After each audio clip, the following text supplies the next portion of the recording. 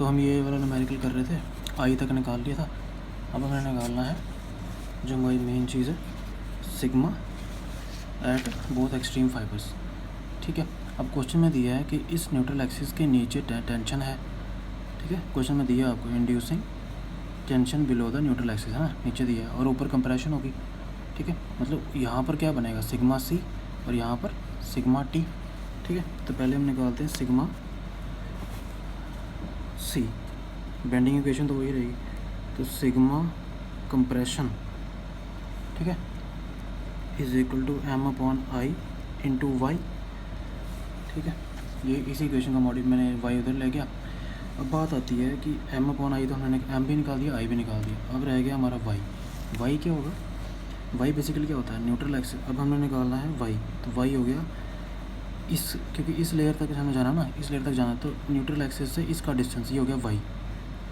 अब क्योंकि कंप्रेशन है तो इसको वाई सी रख लेते हैं, कंप्रेशन वाली साइड है ना।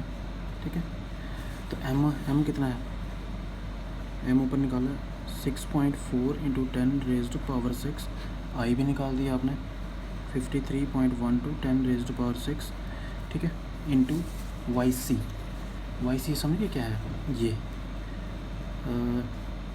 यहाँ से यहाँ ये है, this will be Y C, ऊपर कंप्रेशन है ना, दिस इज वाई सी। और वाई सी कितना होगा, न्यूट्रल एक्सिस यहाँ से कितना है 125 है ना, टोटल कितना है 200, पीछे कितना बचा 200 माइनस 125 मीन्स 75।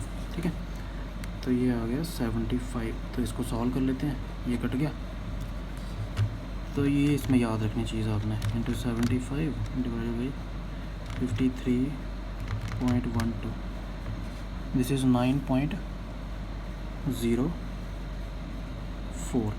ठीक है, न्यूटन पर मिलीमीटर स्क्वायर।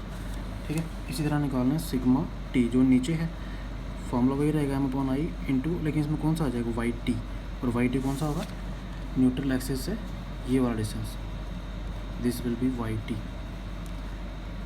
ठीक है, क्योंकि इस यहाँ निकालना है और एक यहाँ निकालना है, तो वाई टी कितना होगा आपके सामने, वो तो वाई बार के बराबर ही होगा, है ना, 125। तो ये आ गया 6.4 डिवाइड बाई 53.1, ये कट जाएगा ना, मैंने वो लिखा नहीं, इंटू 125, 6.4 इंटू 125 डिवाइडेड बाई 53.12, 15.06। ये क्या है, अगर आपको आइडिया हो जाएगा, आपको समझ आ गई, कंप्रेशन है न्यूटन पर मिलीमीटर स्क्वायर, तो ये है आपकी टेंशन। ठीक है, तो ऐसे ही क्वेश्चन करना है। इसी तरह आपको कोई भी सेक्शन आ जाए, टी आ जाए, आई आ जाए, टी और आई दोनों में से कोई एक सेक्शन आती है, ठीक है, तो इस तरह से क्वेश्चन कर सकते हो आप। तो एक और क्वेश्चन है आपके पास, ठीक है, सेम इस तरीके से करना है, लेकिन उसमें क्या है, आई सेक्शन है। तो देखते हैं आई सेक्शन वाला क्वेश्चन कैसे करेंगे। ठीक है, क्वेश्चन आपको दिया है, इन दोनों में से कोई हो सकता है एक न्यूमेरिकल आ जाए। फिगर आपको दी हुई है, shows A rolled steel beam of N unsymmetrical, I section है पर अनसिमेट्रिकल है, मतलब कोई एक साइड इसकी छोटी हुई है बड़ी होगी, अनसिमेट्रिकल आई सेक्शन। तो आई सेक्शन आपको दी हुई है, ठीक है। इफ़ द, ये थोड़ा सा क्वेश्चन में ट्विस्ट है, देखते हैं क्या है। If the maximum bending stress, if the maximum bending stress in the beam section is not to exceed 40 megapascal, find the moment. इसमें अपने मोमेंट निकालनी है, एम निकालना है, moment which the beam can resist, which the beam can resist. ठीक है, तो I section दिया आपको, यहाँ बनाता हूँ मैं।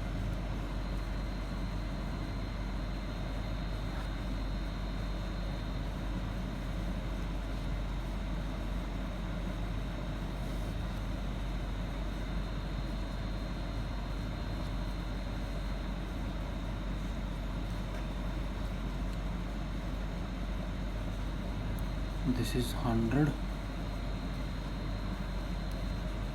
This is 50। डायग्राम थोड़ी सी बड़ी बनाया करो पेपर में भी। 200, दिस इज़ 200, क्योंकि इस पर काफ़ी मार्किंग्स हो जाती है ना, वाई बार, y1 y2 ये सब वगैरह। ये भी 50 है, और ये आ गई लास्ट डायमेंशन आपकी 200। ये आपको दिया हुआ है, डायग्राम आपको दी हुई है, आपने निकालना m। ठीक है, तो कैसे करेंगे क्वेश्चन सॉल्यूशन। इसमें आपको बेंडिंग स्ट्रेस दे दिया हुआ, मैक्सिमम बेंडिंग स्ट्रेस दे दिया है, मैक्सिमम बेंडिंग स्ट्रेस दे दिया हुआ है। ठीक है,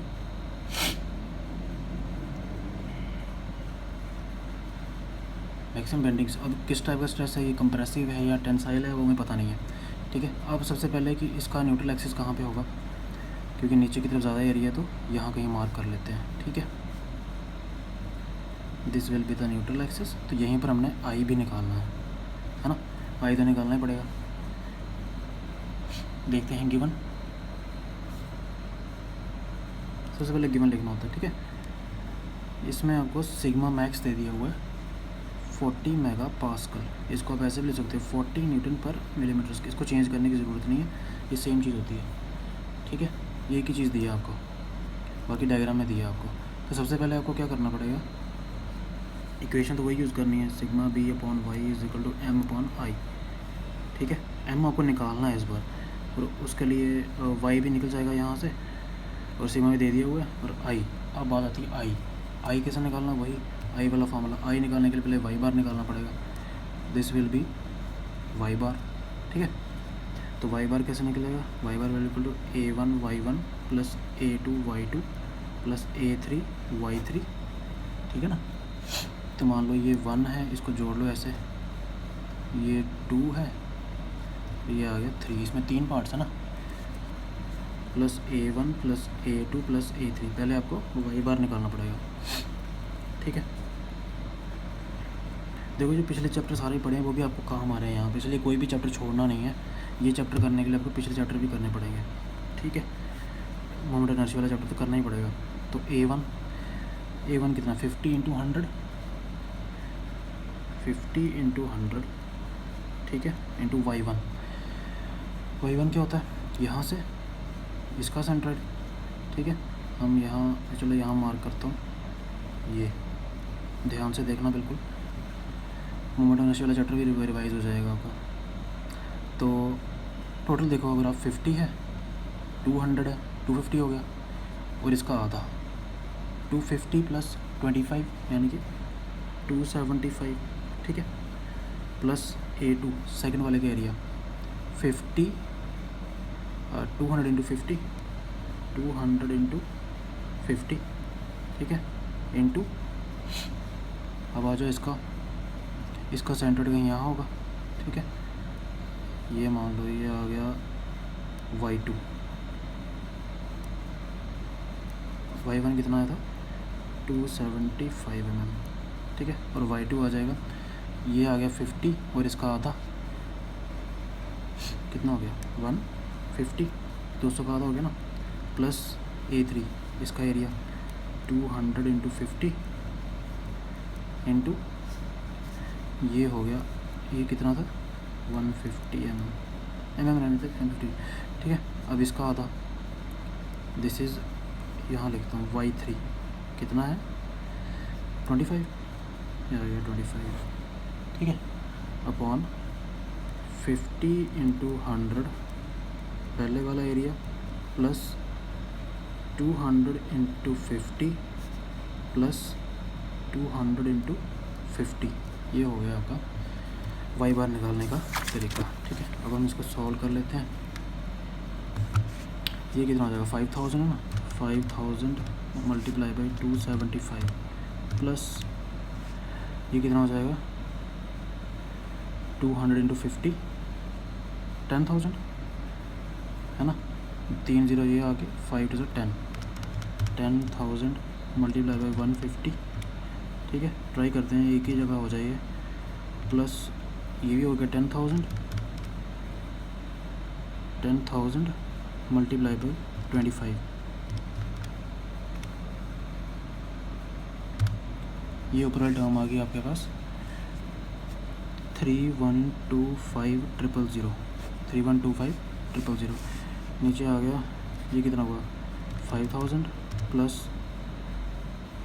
10,000 मतलब 20,000 हो गया ना, 20,000 ये हो गया 25,000, फिर 25,000, तो 3125 डिवाइडेड बाई 25 125। तो क्वेश्चंस में आपकी स्पीड होनी चाहिए, ठीक है, नहीं तो यही क्वेश्चन करते रहोगे तो फिर टाइम हो जाएगा।